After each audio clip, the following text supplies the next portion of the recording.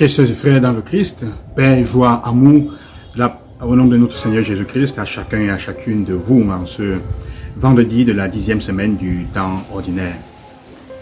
Le texte de l'évangile d'aujourd'hui touche un thème qui est assez étrange. Si nous devions écouter ce que l'évangile dit et le prendre mot pour mot, on pourrait se demander comment pourrions-nous vivre cela. Il dit justement, tu ne commettras pas d'adultère. Mais il dit, vous avez entendu dire, tu ne commettras pas d'adultère. Mais je vous dis, si un homme désire dans son cœur une femme, la femme d'un autre, il commet déjà l'adultère. Alors, la question importante est, qui d'entre nous n'apprécie pas ce qui est beau? Est-il possible de regarder, de voir un bel homme, une belle femme passer et de ne pas se tourner, de ne pas apprécier? L'évangile en effet est intéressant. L'évangile dit désirer dans son cœur. Ça veut dire commencer à se construire des châteaux de cartes dans sa tête. Ça veut dire commencer à imaginer des choses dans sa tête. Alors c'est là. Il continue l'évangile en disant, si ton œil te conduit au mal, arrache-le. Si ta main te conduit au mal, coupe-la et jette. Est-ce que tu demandes que nous soyons violents avec nous-mêmes? Non. Il demande simplement que nous soyons rigoureux avec les sentiments de notre cœur.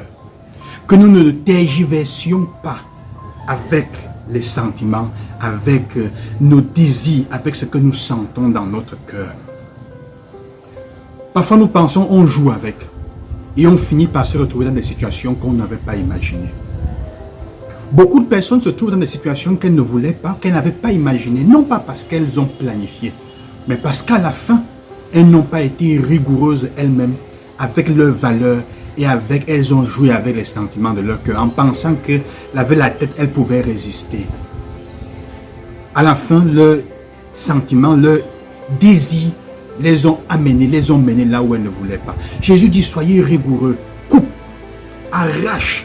Ce ne sont pas des paroles de violence, ce sont des paroles de rigueur et de décisivité, de décision. Coupe, arrache. Si tu te rends compte qu'il y a des choses qui sont en train de t'amener loin, là où tu ne devrais pas.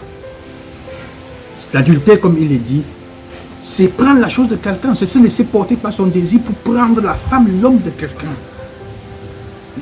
Couver sur cette personne des vues qui ne sont pas légitimes, qui ne sont pas les tiennes. Tu n'as pas besoin de passer à l'action. Il y a combien de personnes qui continuent à être fidèles à leur femme ou à leur mari, mais parce qu'ils ou elles ont peur de ce qui arrive, de ce qu'on va dire, même si aujourd'hui ce n'est plus aussi terrible. Femme comme homme désormais, j'écoute de plus en plus des personnes, on se donne, on se sent libre. Mais il dit, il y a des gens qui vivent encore là, mais qui ont le cœur ailleurs parce qu'ils sont en train de construire. Tu es avec ta femme, mais tu es en train de construire des châteaux de cartes, ta vie et d'autres choses avec quelqu'un ou quelqu'un d'autre. À la fin, c'est ça qu'il appelle, c'est dangereux. Et Jésus fait comprendre dans l'évangile que cela peut arriver aussi. Généralement, quand cela arrive, il ne faut pas toujours penser que c'est seulement la faute du conjoint qui est tombé dans le problème. Ça peut aussi être la faute de celui qui a chassé. Il dit, si tu répudies ta femme, vous avez entendu dire, tu écris un acte de répudiation et tu mets l'autre dehors. Il dit non, celui qui répudie sa femme et la pousse dehors est passible d'adultère. Tu la pousses à l'adultère. Ça veut dire que tu as la responsabilité dans ce qui lui arrive.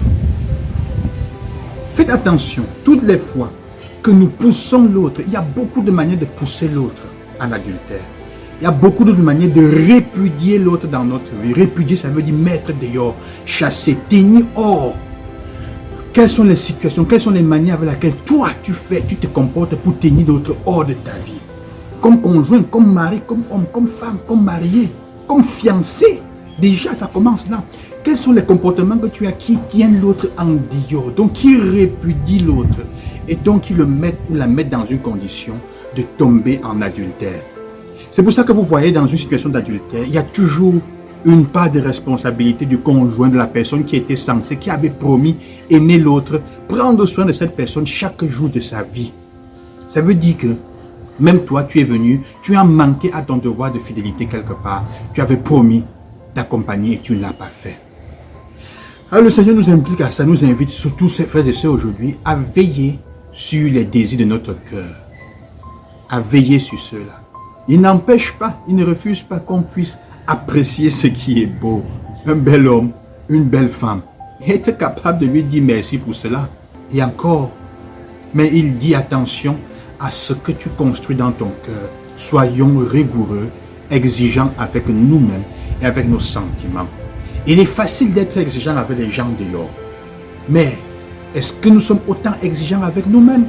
C'est une invitation à faire ce que les valeurs intérieures correspondent à notre façon de vivre extérieurement.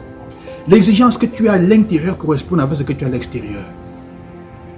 Tu es capable parfois d'être exigeant, de diriger des hommes, d'être leur demander de travail, d'être dur avec eux. Mais tu n'es pas capable de résister à ton envie de boisson, à ton envie de fumer, à certaines envies de sexe que tu as. On n'est pas capable de résister à ça. On se construit des châteaux, mais à l'extérieur, on veut diriger la vie des autres. Il dit, occupe-toi d'abord d'être rigoureux avec ta vie intérieure. Et pour le faire, il faut être capable de faire comme le prophète Élie, de se rendre compte que nous ne pouvons rencontrer Dieu que dans le silence, dans la brise du silence qui passe. Que le Seigneur, frères et sœurs, vous accompagne, qu'il vous aide à avoir un regard attentif, demander la force de l'Esprit Saint pour pouvoir diriger, dominer et surtout être rigoureux avec vos désirs, afin qu'ils ne vous conduisent pas là où vous n'auriez pas voulu, dans la géhenne, dans le feu, dans la souffrance que vous n'avez pas désiré. Appelés à être rigoureux, à regarder assez bien notre cœur et nos sentiments. Veillons sur eux. Qui est capable de gouverner son cœur et ses sentiments, est capable de gouverner sa personne et de gouverner les autres et le monde. Gloire à Jésus-Christ, à demain. Que Dieu vous bénisse.